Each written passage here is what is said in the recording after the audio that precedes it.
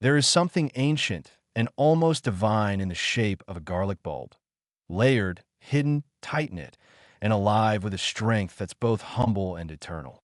For thousands of years, garlic has been more than food. It has been a cure, a guardian, a sacred offering. Long before people understood cells, blood pressure, or the nature of disease, garlic was already there, crushed into salves, steeped into tonics, placed on altars, whispered over in healing prayers. In the mythologies of old, garlic wasn't simply part of the medicine cabinet. It was a gift from the heavens, a blessing tucked into the folds of everyday life. Some cultures believed that garlic sprang from the footprints of gods. In others, it was planted by divine hands to protect humankind from the growing evils of the world. The Greeks associated garlic with strength and endurance. Ancient Egyptians revered it so deeply that clothes were buried with pharaohs and offered to the gods. In India, it became part of sacred Ayurvedic medicine. In China, it was written into early texts on healing and balance. No matter the continent, the message seemed the same.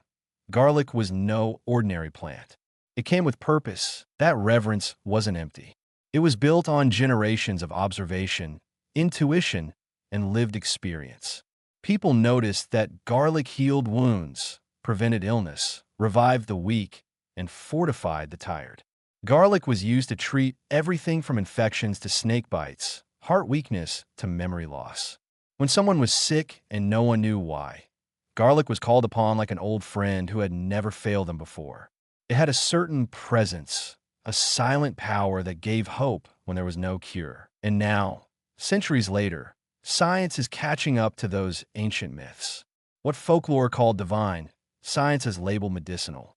The compounds within garlic, allicin, aegin, selenium, sulfur, and a cocktail of antioxidants, do more than add flavor. They have measurable, powerful effects on the body.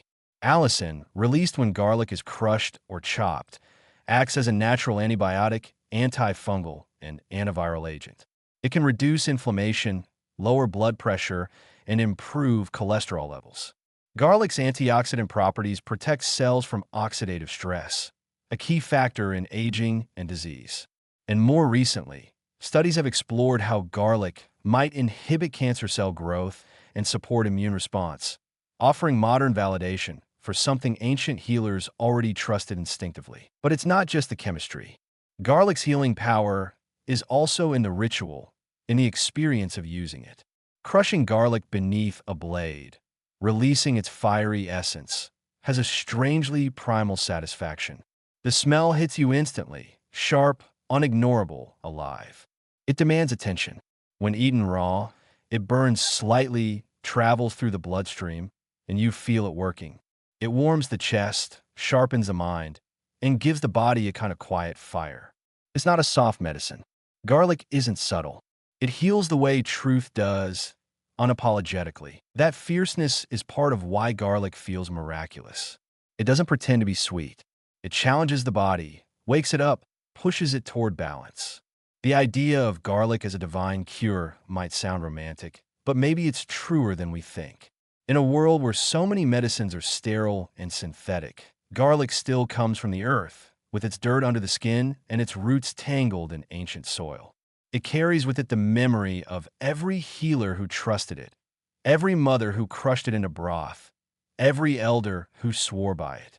Garlic is knowledge passed hand to hand, through kitchens and clinics and sacred rituals. And it works. In a time when people search for miracle cures, it's almost ironic that one has been with us all along. Not hidden in a lab or locked behind a pharmaceutical label, but sitting on countertops, hanging in braids from pantry hooks, planted in backyard soil. Garlic doesn't promise to cure everything, but offers support, warmth, and undeniable strength. Its presence alone can shift the energy of a space, from sick room to sanctuary, from fear to faith. So is garlic truly a gift from the gods? Perhaps not in the literal sense, but in a world so often broken by illness, pain, and uncertainty, something that nourishes, protects, and heals without asking for anything in return, something that lives between food and medicine, ritual and science, feels divine in every way that matters. Garlic doesn't ask for belief. It only asks to be peeled, crushed, and used. And in doing so, it delivers what it always has, a sharp breath of life, wrapped in the scent of something timeless and true.